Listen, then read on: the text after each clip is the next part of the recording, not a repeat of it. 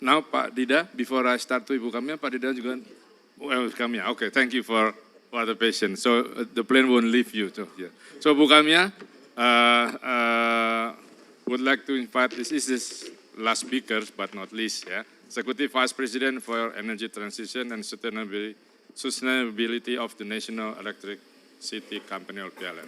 Bukannya? Yeah. 12 minutes, well, more than 1 or 2 minutes is okay.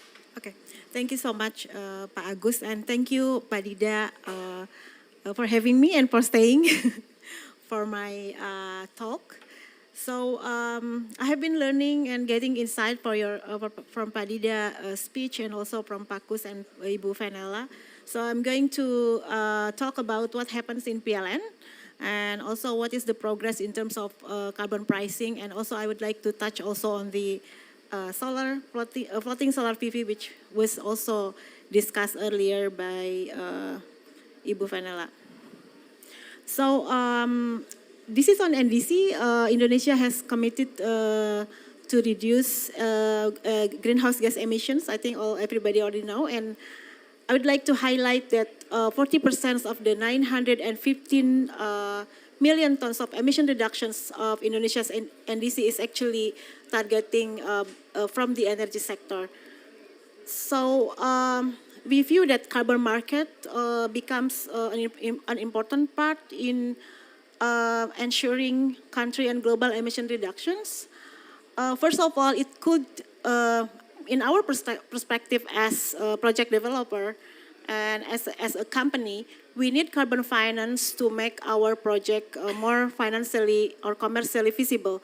For example, yesterday actually our CEO was in the main stage of the COP event by the invitation of the COP28 presidency, and he was talking about the transition credits, how carbon credits can also support the early retirement of coal power plant. So as the owner of asset, we need not only climate finance, but also carbon credit is part of the additional finance that can also help to make emission reductions more commercially feasible. And also we have seen the carbon market development has exercised the price evolution. So based on that, as a company, we can also see from the historical price of the carbon market and see how we can include this carbon pricing in our investment decision. So whether it is in terms of how much we should pay or we should pay in the future for the emission that we produce, and also how much we can receive from the market, from the emission reductions that we generate. So this is something that we can use in our internal decision making on to ensure our business sustainability. And also carbon credits can also help us in enabling innovation in terms of technology. For example, some technology that currently is still very expensive, like carbon capture and storage. At this moment, the price for capture itself is still around $50 per ton of CO2 being emitted, 50 to 80 US dollar per ton. So it is not commercially feasible at this time. But once the carbon market, the carbon credit can reach that level, of course, this technology is something that we can use as a choice for reducing emissions at a huge number. PLN supporting carbon market and also renewable energy procurement in Indonesia. So why we not only talking about the carbon credit, but we also talk about the renewable energy procurement, because there are two green attributes that is currently implemented in PLN. The first one is carbon credit, and we also have this renewable energy certificate.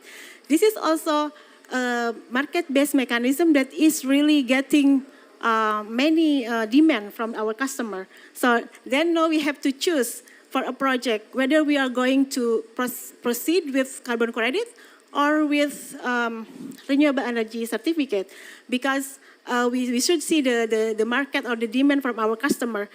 There are many our customer currently, especially the member of RE100, they are requesting REC, and the price at this moment is also,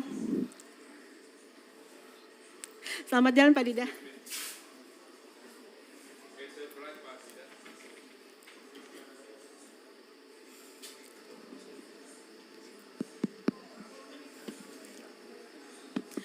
So the price of the REC is quite stable and depending on the project, it is also, for example, for the case of solar PV, the price is around $5 per megawatt hour, which is higher than if we convert it in ton of CO2, it is higher than the price of the one that we see from the Indonesia Carbon Exchange. So PLN itself already developed carbon credits actually since probably 2010, where we have our first carbon credit project registered under CDM, the Lahendong Geothermal Power Plant in 2010. And since then, we have issued around 9 million tons of carbon credits, both from the CDM mechanism and also from the voluntary mechanism. We registered also under the Verra standard. And in terms of REC, this is only issued since 2020, but it has been very accepted by the market. So we already issued around 6.4 terawatt hours. So if you look at the unit, it's different with carbon credit. Carbon credit is in ton of CO2 reductions, but for the REC, it's in terawatt hour of energy from renewable energy. So, and we have sold around 75% out of the 6.4 terawatt hour that has been issued. And also, as mentioned by Pak Kus, in February 2023, there was a launch of the emission trading system in the power sector, and PLN has previously in 2021, we were piloting this ETS project in 26 power plant, and in 2023, now we have implemented in 55 units of coal-fired power plant. So going forward, PLN has developed the accelerated renewable energy development scenario, where we will increase our renewable capacity to up to 61 gigawatt by 2040. So it means much higher than the one that we have planned in our RUPTL. In our RUPTL, until 2030, we plan for 20.9 gigawatt of renewable energy, which is actually part of Indonesian NDC. And then now we are in the process of updating our RUPTL, and by 2040, we will add more renewable. It means that it also requires a high capex.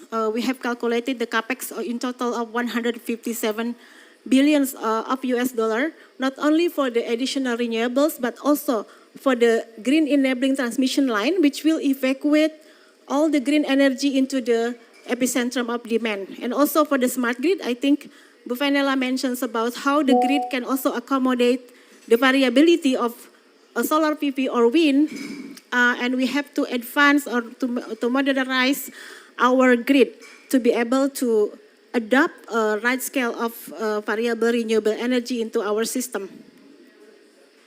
So PLN participated in both primary and also secondary market.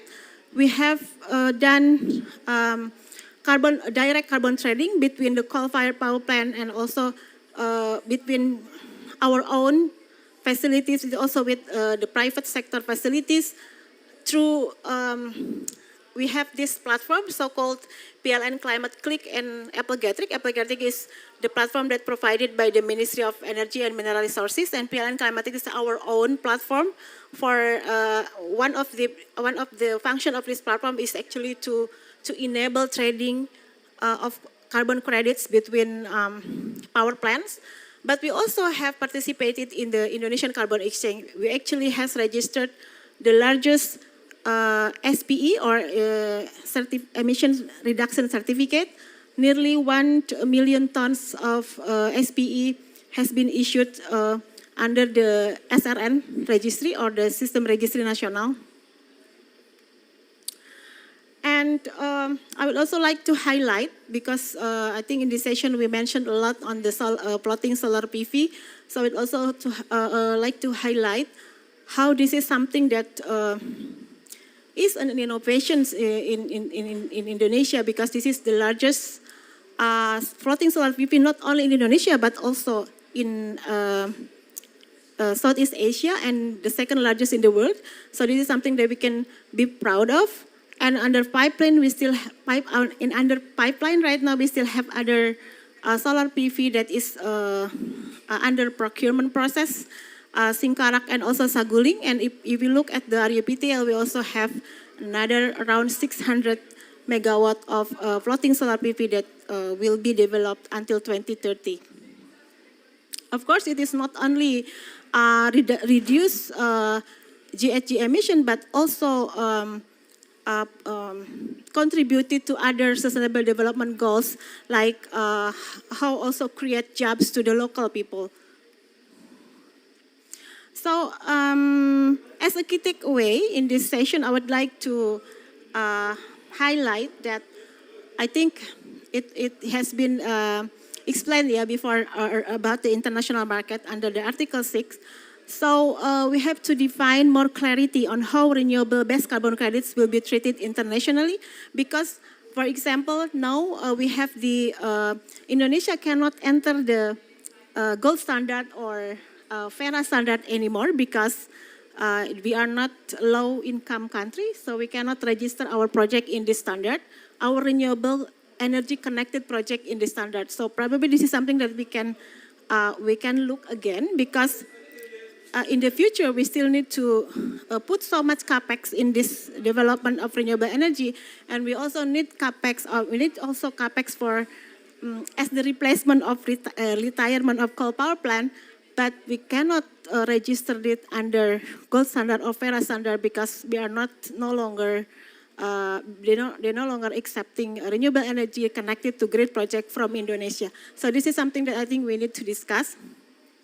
And then, of course, capability building for Indonesia in terms of how the progress in international market. Like we also appreciate what has been done by GGI and Ministry of Economic Affairs, that we were participated in a training that was conducted in August 2023 on this issue, and we still need more capability building on these matters. And then we need to operationalize Indonesia's carbon credits in the international market, also through connecting, for example, Indonesia Carbon Exchange with other global platforms, and also explore the potential of linkage between Indonesia's ETS. So I think this is, of course, this is need process that probably what is currently doing by GGI and Ministry of Economic Affairs could also facilitate this process. This is my last slides, and I look forward to the discussions afterwards. Thank you, Pak Agus. Very insightful. The large investment gap for PLN to shift the renewable energy, including solar PVs, is definitely a huge challenge that PLN needs to overcome.